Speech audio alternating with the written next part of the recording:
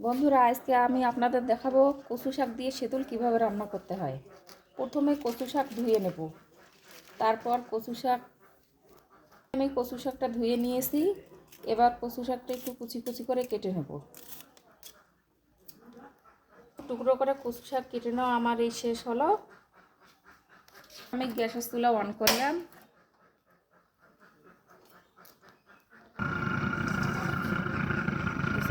এখন কচু শাক সম্পূর্ণ কড়াইয়ের মধ্যে ঢেলে দিলাম। এরপর আমি ছোট ছোট করে টুকরো করা মরিচ, রসুন, পেঁয়াজ, আদা বাটা সম্পূর্ণ কচু শাকের মধ্যে দিয়ে দিলাম। কচু শাকটা এবার আমি সিদ্ধ হতে দেব।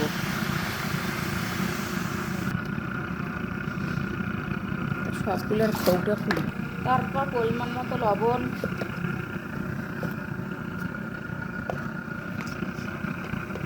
মশলা গুঁড়ো,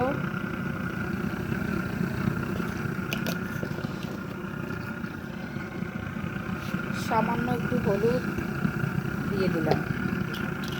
এবার আমি কিছুক্ষণের মধ্যে এটা ঢাকনা দিয়ে রেখে দেব সিদ্ধ হওয়ার জন্য।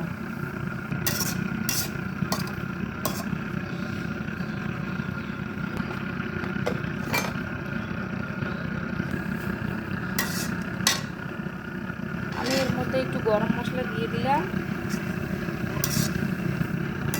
এখনো সিদ্ধ হয় নাই, কয়েক মিনিটের জন্য আবার ঢাকনা দিয়ে রেখে দেবো। এবার আমার কচু শাক রান্না হয়ে গেছে প্রায়।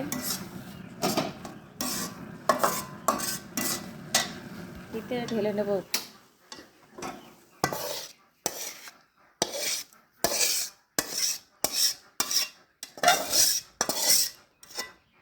এবার আমি দেখাবো সেতল দিয়ে কীভাবে কচু শাক রান্না করব সেই রেসিপি।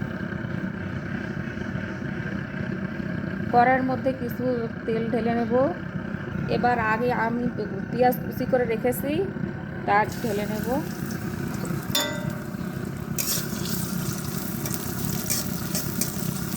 আমি পেঁয়াজ বাদামি রং হওয়া পর্যন্ত ভেজে নিয়েছি।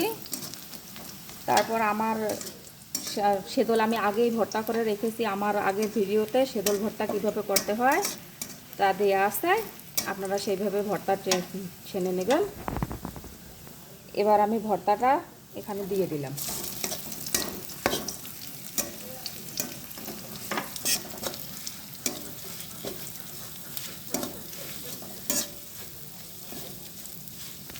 আমি একটু সামান্য পানি ঢেলে দিলাম, সেদলটা যাতে পুড়ে না যায়। সামান্য পানি ঢেলে নিয়েছি। একটু মশলা গুঁড়ো এর মধ্যে দিয়ে দিলাম।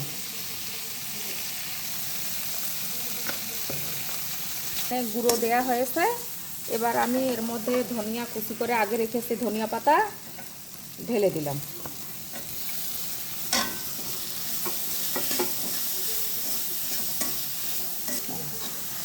একটু শুকনো হওয়া পর্যন্ত নেড়ে নিয়েছি। তারপর এর মধ্যে আমি কচু শাকগুলো ঢেলে দিলাম।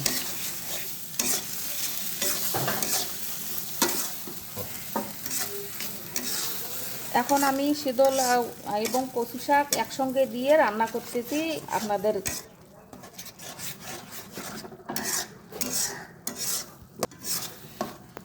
এখন এর মধ্যে সামান্য পানি দিয়ে একটুখানি আঁচে ঢেকে দেব।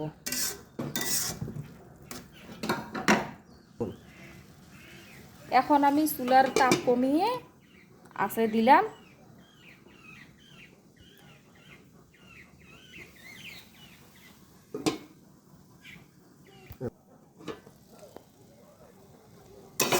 আমার কচু শাক এবং সেতল রান্না প্রায় শেষ। একটুখানি এর মধ্যে নেড়ে চেড়ে নিচ্ছি। পানিটা যতক্ষণ শুকনো না হয় ততক্ষণ একটু নাড়বেন, জানি তলার মধ্যে আটকে না যায়। এবার আমার কচু শাক সেতল রান্না করা শেষ। আপনারা স্বাদ মতো যার যেমন ঝাল লবণ আপনারা দিয়ে নেবেন এবং পরিমাণ মতো যার যেমন রুচি সেতল বেশি বা কম দিয়ে আপনারা রান্না করতে পারেন। আমার এই রান্না শেষ। এখন আমি এটা ঢেলে নেব।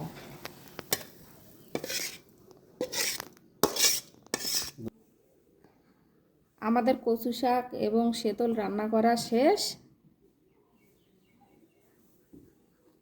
সে তেমনটা ভাবে আপনারা খাবেন এবং আমাকে জানাবেন।